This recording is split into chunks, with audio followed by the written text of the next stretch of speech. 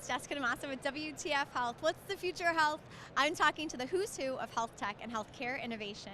I'm here at Health 2022, and joining me right now, I have Liana Guzman. She's the CEO of FOLX, which many of you may recognize the name. They are an LGBTQ plus healthcare provider, so it's great to have you here. Thanks for having me. I'm so thrilled. I am excited to talk to you. So you're like relatively new in your role, about 8 months in. I am 8 months into my role and 8 months into healthcare, so this is all new to me. Very cool. So we want to find out from you a little bit about FOLX. So I remember when this was launched, it was kind of revolutionary because it was the first time this LGBTQ plus market received a very specific kind of healthcare service. So why don't you tell us a little bit about that? What kind of care are you guys delivering right now? Yeah, so I always like to start with why we exist. And for us, it's that the incumbent system was at best not built for us, and at worst it's a system that is discriminatory and sometimes openly violent. So more than half of us in our community have reported experiencing discrimination in a healthcare setting, right? And we know for everybody who's reporting it, there's so many more who are not reporting it.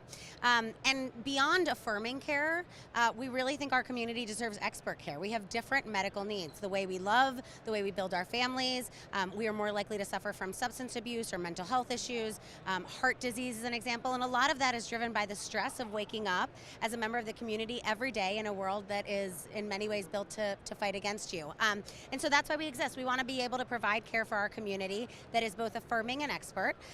We started by offering trans folks HRT, and the reason we started there was we really felt like it was the segment of our community that was in greatest need. Okay. There was, it was the place where there weren't as many options, and we wanted to make sure that we could help folks access really great care. And from there, we've really, in conversation with our community, established a sort of broader roadmap that allows us to really serve the needs of the broader community across a full spectrum of needs. So we offer broader telehealth, so you can come to us for prescription refills, or if you have a UTI, all the stuff that you would typically think of going to a telehealth provider for. And then we recently launched mental and behavioral health care. Initially in the form of peer support groups. We just launched expert-led support groups, and eventually we'll work our way up to one-on-one therapy.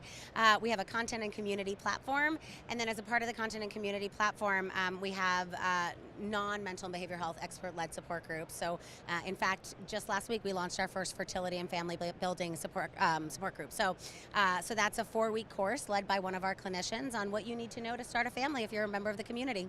Oh my God, I love that. That's great. I love hearing some specific examples of some of the things that you're doing specifically around these communities, because it helps me understand a little bit about how care would be different for this population. Yeah. I'm curious to know, in addition to some of those other things, say a little bit more about that. Really some of those healthcare needs that you even started out talking about, the increased incidence of maybe substance abuse disorder, or some of these other things. What else do we need to understand about care with the LGBTQ plus population? Yeah, so I think realistically, beyond our community, we know that the healthcare industry is really built around a very small segment of the population.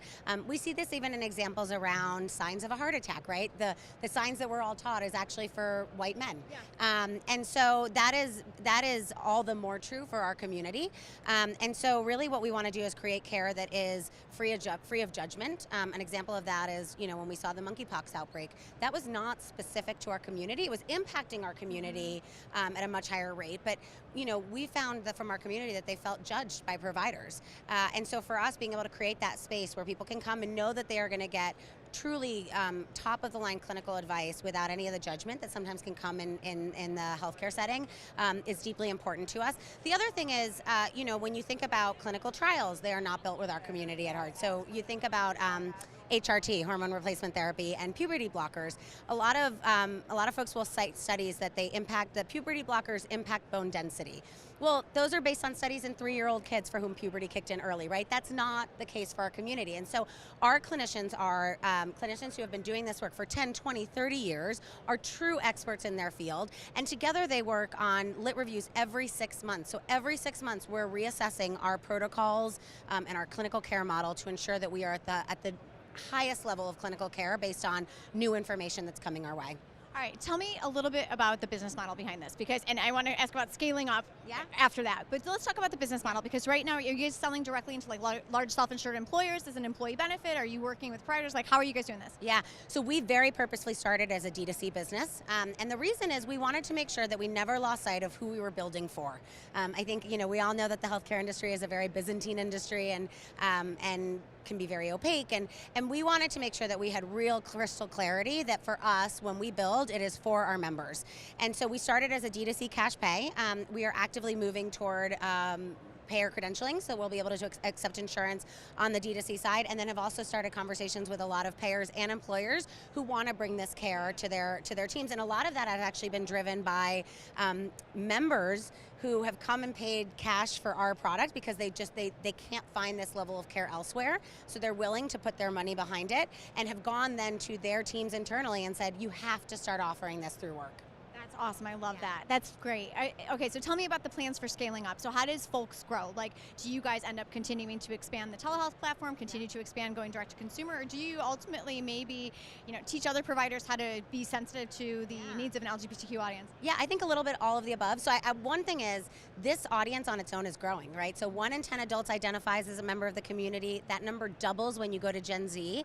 And we know that Gen Z, even if you're not a member of the community, you want to go to providers and you want to buy products that are supportive of the values that you hold. And so even if we just sort of didn't expand into different offerings, our community in and of itself is growing.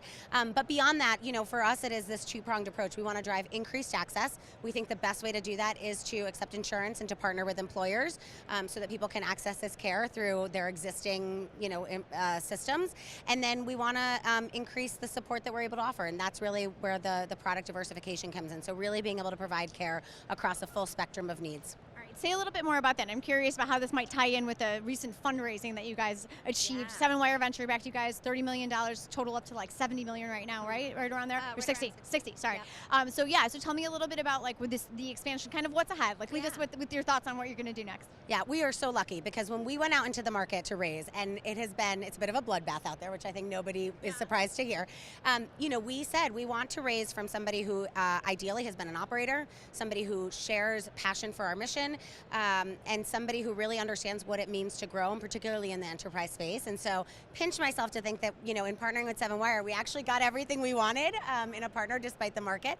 And they've been so far an incredible partner. And so really, when we think about this $30 million, that's what it's going to go towards. We know the path before us. This is not about pivoting into a new space. This is actually about leveraging some of the early wins and successes that we've had and being able to push those out, and invest more meaningfully in these offerings. So, we've done these tests with telehealth, we've done these tests with mental and behavioral health, with fertility and family planning, and now that we know and have had early wins and know what works and what doesn't, really being able to leverage this investment to meaningfully invest there, and then also, to build the infrastructure and team to be able to support our move into enterprise. Awesome. Well, let's see that happen. I hope We'll have to have you back. It's so nice to meet you, Liana. Thank you so much. Oh my God, thank you so much for stopping by. For more interviews with the who's who of health tech as they are changing the way that we do healthcare, head on over to my YouTube channel. It's youtube.com/WTF Health. I'm Jessica DeMassa here at Health 2022. Thanks again. Thank you. Bye.